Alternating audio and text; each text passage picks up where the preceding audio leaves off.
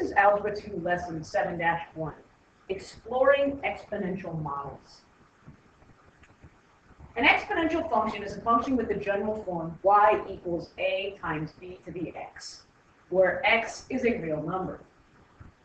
A cannot equal 0, and b is greater than 0, but cannot equal 1. In an exponential function, the base b is a constant. The exponent x is the independent variable with the domain, the set of real numbers. Exponential growth is as the value of x increases, the value of y increases as well. Exponential decay is as the value of x increases, the value of y decreases, approaching 0. An asymptote is a line that a graph approaches as x or y increases in absolute value. This is a line in which a point will get closer and closer to, but never actually reach. The growth factor in y equals a times b to the x, with b being greater than 1, then b is your growth factor. As long as b is greater than 1, b is your growth factor. A quantity that exhibits exponential growth increases by a constant percentage each time period.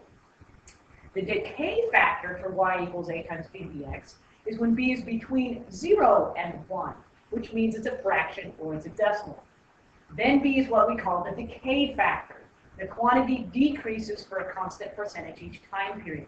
Usually, the rate of decay is expressed as a negative quantity. Not in the equation, but as you express it. Let's take a look at a few things about exponential models. For some data, the best model is a function that uses the independent variable as an exponent. Exponential functions model data that have a constant percent increase or a constant percent decrease. Informally, a constant percent increase or decrease guarantees that the data grow or decay very, very rapidly. Let's take a look at an exponential function. Let's graph y equals 2 to the x power. Now, the first thing you would do when you're graphing an exponential function is you'd make a table of values. And then you evaluate that table of values, and then you'll graph your graph. So if I have y equals 2 to the x, I'm going to put in -3, -2, -1, 0, 1, 2, and 3 into my data table. So if I have -3, I have 2 to the negative third power, which is 1 over 2 to the positive third power, which is 1/8. If I have -2, I have negative 2 to the negative. Okay, sorry. Okay. Wait. I was right the first time. 2 is the exponent. Silly me. Yeah. So this is going to become, this is 2 to the third, negative third. This is 2 to the negative second power. 2 squared is 4, so this becomes 1/4. Then we have 2 to the negative first power, which is 1 over 2. Then we have 2 to the 0 power, and anything to the 0 power is 1. Then we have 2 to the first power, which is 2. 2 to the second power, which is 4, and 2 to the third power, which is 8. So now I can graph these points. Now, it's not really easy to graph 1/8, 1/4, 1/2. Well, 1/2 and 1/4 like that. 1/8 is a little bit difficult. But you can do your best to try to make them as accurate as possible. So if I have -3, I'm going to have 1/8, which means it's just barely going to be above my line here. Okay. Then when I have -2, I have a 4, which is just a little bit higher than an 8. And then when I have -1, it's a half, which will be halfway through. And then when I have 0 is 1, which is going to be here. And then 1 is 2. Okay. 2 is 4. And 3 is 8. So there's my points. Once I have my points plotted, I'm going to try to do as best I can to make a nice smooth curve that goes through those points. And of course, the last thing you do is label your equation. So this is going to be y equals 2 to x. As you can see, this is growing very, very rapidly. The higher x goes, the much, much higher that y goes in a much faster way. That's what an exponential function does. It either increases very rapidly or it decreases very, very rapidly. So let's grab a couple of others. And again, the easiest way to do them is to make a little x and y table, so that you can plot your points fairly accurately. So if I have 4 to the x, I'm going to do the exact same thing I did before. I'm going to have an x and y table. I'm just going to skip my little step. Okay. And I'm going to choose numbers like -3, negative 2, negative 1, 0, 1, 2, etc. So I'm going to have 4 to the negative third, which is 1 over 4 to the third, which is 164. I'm going to have 4 to the negative second, which is going to be 116. 4 to the negative first, which is 1/4. 4 to the 0, anything to the 0 power is 1. 4 to the first is 4.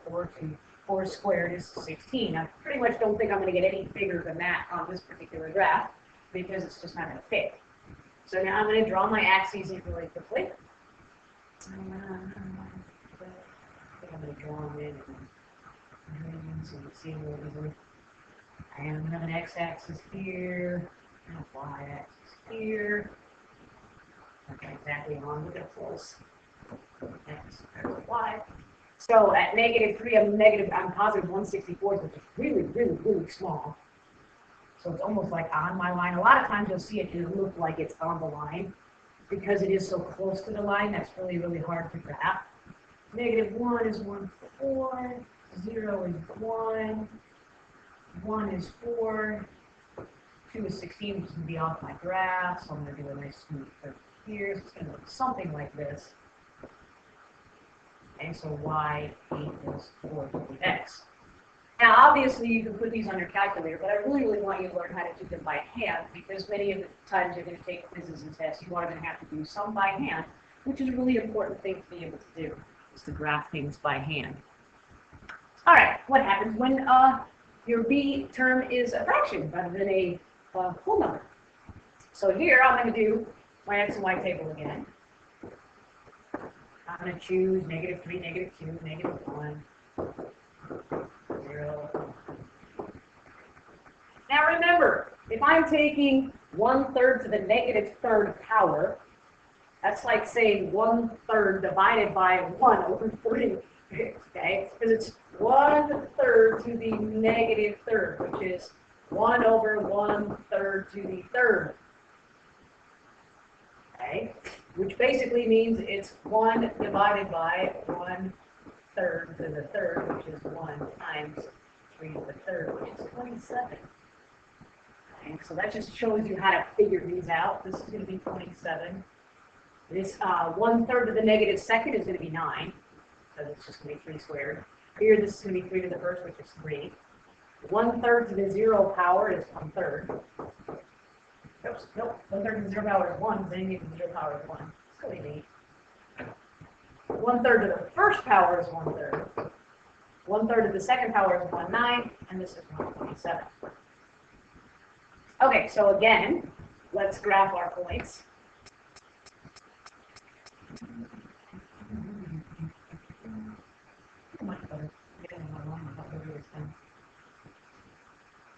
Okay, so there's my two axes, y. So at negative 3, I'm at 27, which won't even fit on my graph. At negative 2, I'm at 9. 1, 2, 3, 4, 5, 6, 7, 8, just 30 fits. At negative 1, I'm at 3. At 0, I'm at 1. At 1, I'm at 1/3. There. At 2, I'm at 1/9, and when you go very close. So if you look at this,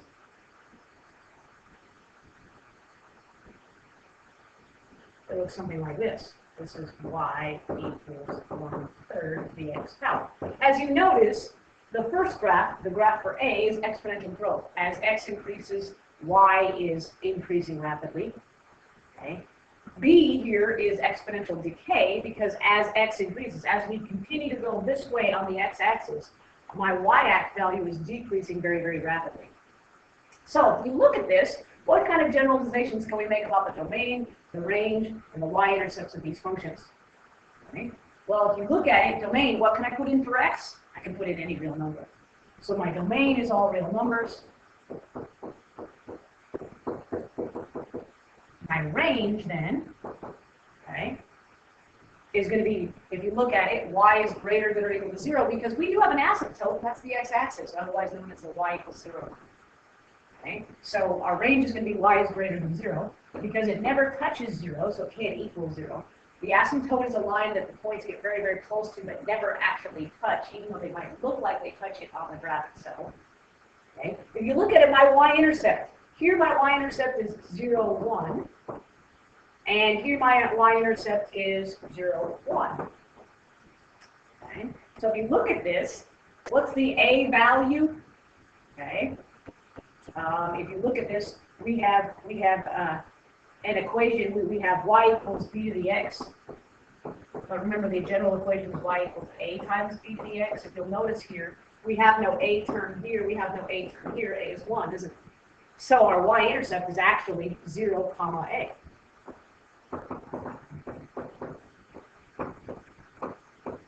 Okay.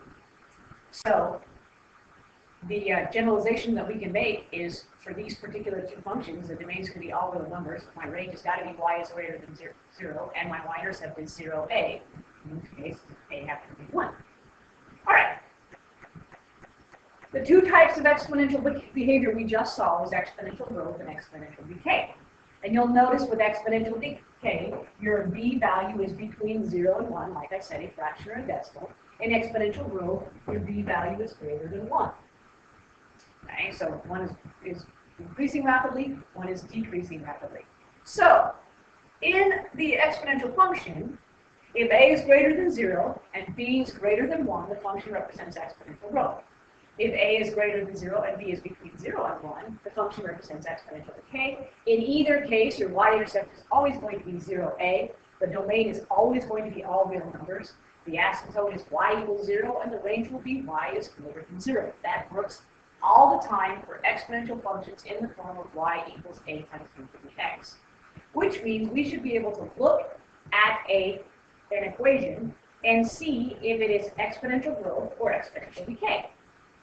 Let's take a look at letter A here. It says y equals 3 times 4 to the x. And it really doesn't matter if the x is inside or outside of that parenthesis. It still implies the exact same thing. So here, if we look at this, a is greater than 0, and b here is greater than 1. So this particular equation shows exponential growth.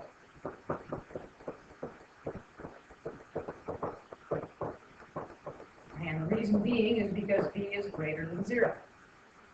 Excuse me, b is greater than 1, not greater than 0.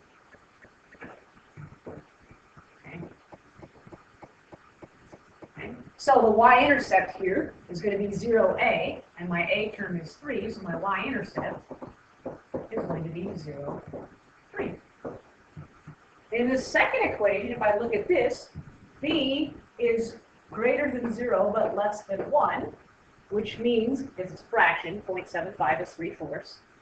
This is going to be exponential decay.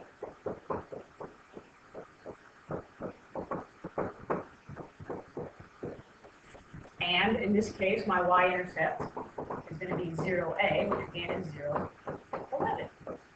So you can look at an equation and tell me whether that is exponential growth or exponential decay. Even a word problem. Let's take a look at this next problem. You put $2,000 into a college savings account for 4 years. The account pays 6% interest annually. Okay? So if you look at this, 6% annually means that it's going to be growing 6%. It's going to be increasing 6% each year. Therefore, this is exponential growth.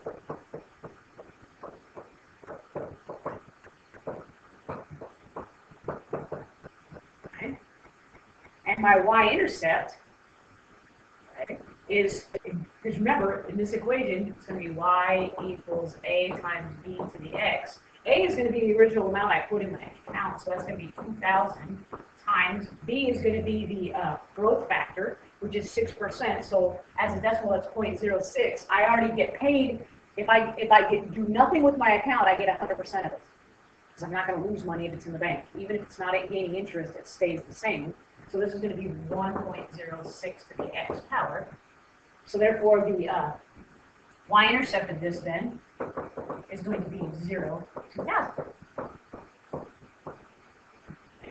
Now, since we just talked about interest rates, let's talk a little bit about exponential growth and decay when it comes to a function. You can model exponential growth and decay with the following function. Okay, a of t is the amount after t time periods. Little a is your initial amount. 1 plus r is part of your equation, where r is your growth factor or your decay factor. and t is your number of time periods. For growth or decay to be exponential, a quantity changes by a fixed percentage each time period. It has to be a fixed percentage. Can't be 2% one time and then 4% the next time and then 9% the next time after that. It has to be a fixed percentage. So let's suppose we invested $500 in a savings account that pays 3.5% annual interest. How much will be in your account after 5 years? Okay. First thing we need to do is determine if this is exponential, if this is an exponential function. Well, if we're going to get 3.5% annual interest, it means that it's going to be 3.5% every single year. So that's a constant rate at which it's growing. Okay. So it's increasing by a fixed percentage. So yes. Okay. It's a fixed percent. So yes, exponential growth will be fine. Okay. This is an exponential equation.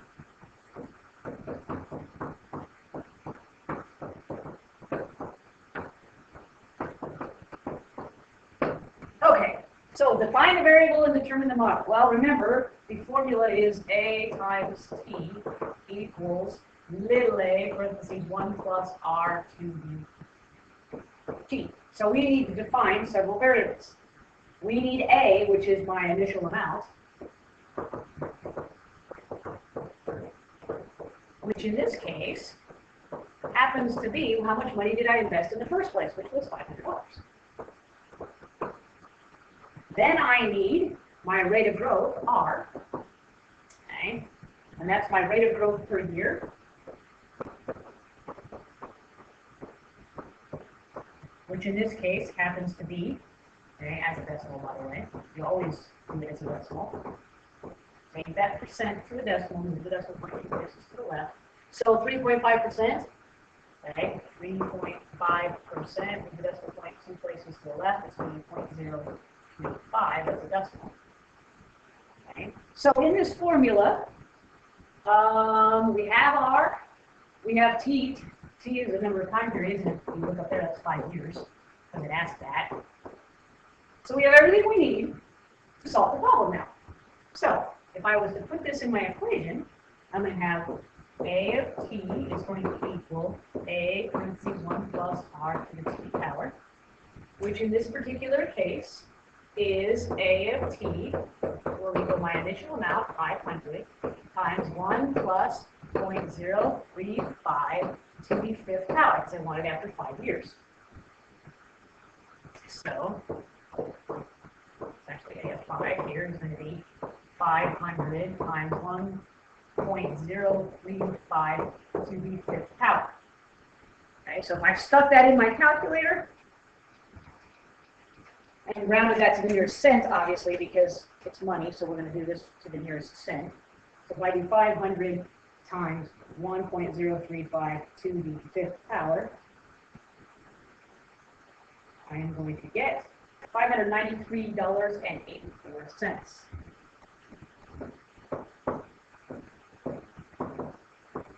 So that's how much money you would have in that account if you did nothing with it for 5 years. You would have earned $93.84 interest. Not a huge amount, but for doing nothing, yeah, not bad. Better than having your money stuck under your mattress and having mice eat it. All right. All right, now let's use that exponential growth equation that we just came up with. Okay, we said, suppose we invested that $500 in the savings account that pays 3.5% annual interest. When will the account contain at least $650? Okay, so remember what our formula was. Remember, A was our initial amount.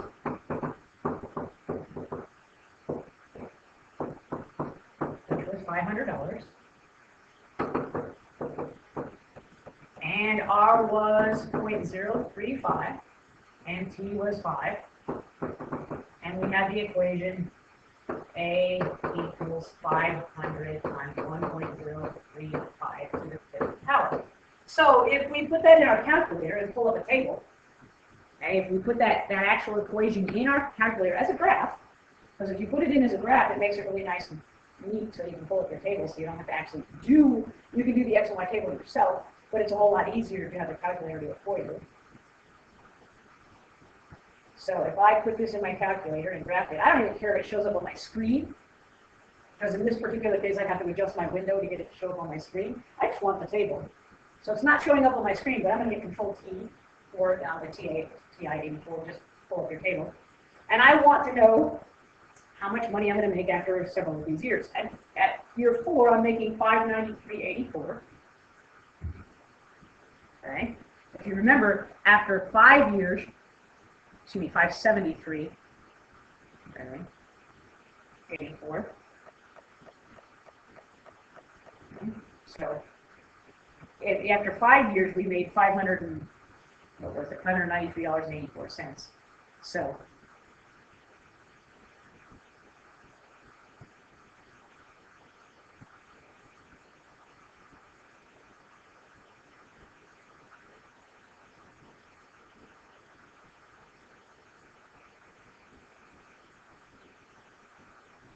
if you look at these things, if you pull up your table,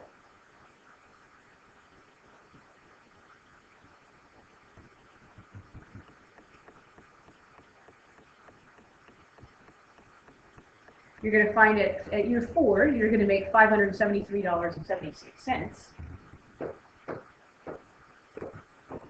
Remember, you're rounding these to the nearest cent.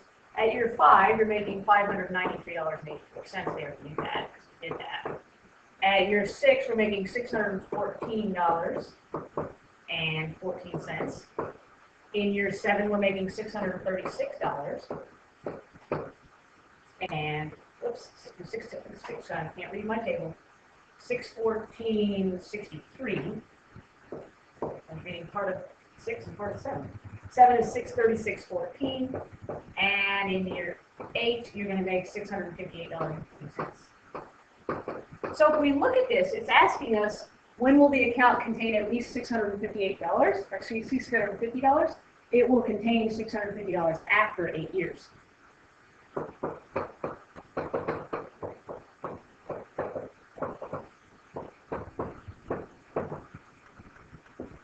Now, this is what we call a discrete graph, okay? Because in this particular case, if we were to graph this, it would be looking something like this. You'd have these little dots that go like this, okay? But we're not going to continue. We're not going to connect them with a smooth curve because this happens to be discrete data, okay? I only get to calculate my interest once per year because it said calculated annually. If I pull my money out in the 11th month, I don't get any interest for that year. It doesn't matter that I left my money in there 11 out of 12 months. If I pull it out before that 12th month, I earn no interest. Therefore, this graph consisted of individual points corresponding to 1, 2, 3, 1 year, 2 years, 3 years, 4 years, etc.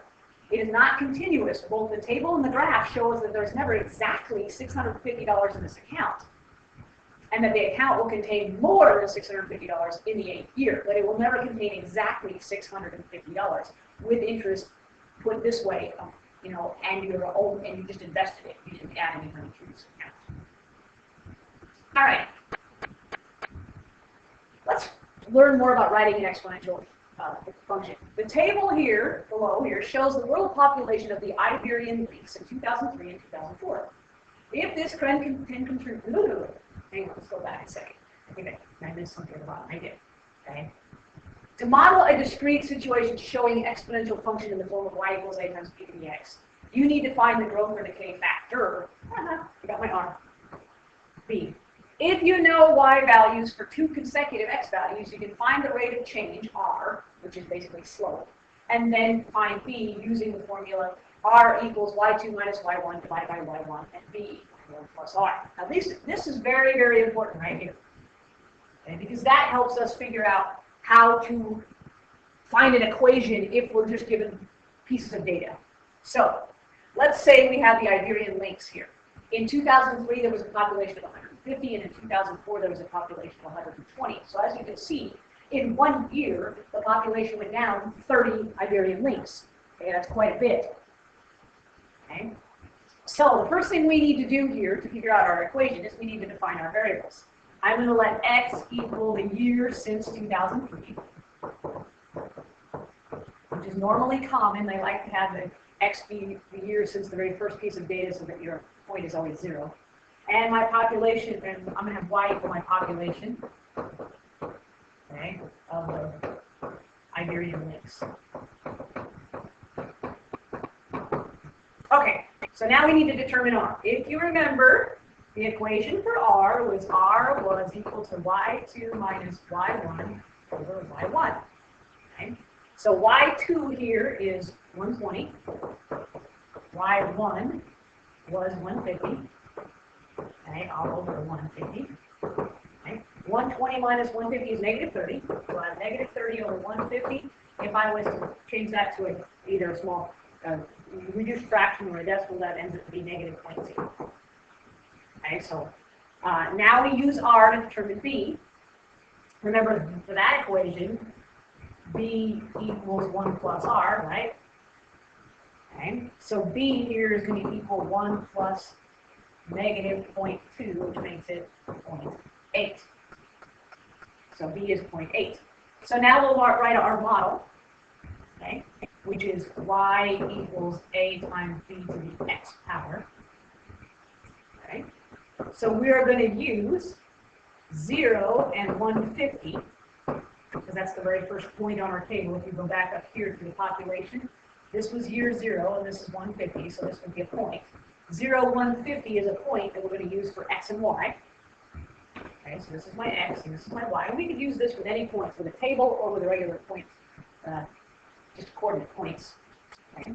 So I now have, in this particular equation, I have y, which is 150, equals a times b, which is 0.8, because we got that from right here, to the x power, which happens to be 0. Okay. So I basically have the equation that looks like this. Okay. If I want to solve this, okay, I need to solve this for a, so I have 150 equals, anything to the 0 power is 1, equals a. So in my equation, if a equals 150, I have the equation of y equals a times b to the x. So I now have y equals a, which is 150, times b to the x power. Okay. All right, so, and we found out that our b was 0.8. Remember that? So we have y equals 150 times 0.8 to the x power. So we're going to use this model to find the population in 2020. If 2003 was 0, 0, I need to know how many years from 2003 is 2020. So from 2020, subtract 2003, I get 17 years. So I'm going to put in 17 then for x. So x then equals 17.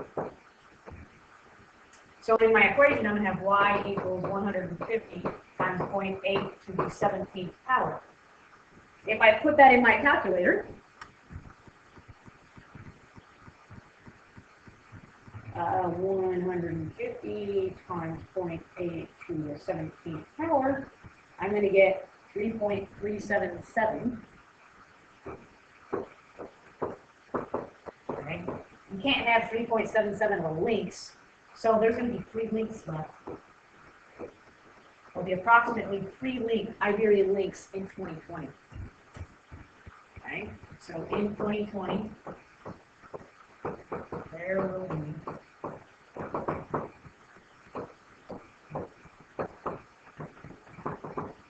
and this is how they determine whether or not an animal goes on the endangered species list. If they notice a decline in a population that great, they realize that if they don't do something soon, it will be extinct. So here, in this particular case, basically in 17 years, there's going to be no more Iberian links. So they have to do something to protect it, which is how math and science and environmentalists get together and create. This is how you can use your math in an everyday situation. You may not think that you ever would, but believe it or not, environmentalists and research scientists do an awful lot of math to make sure that they keep their populations healthy. And this is the introduction to exponential functions.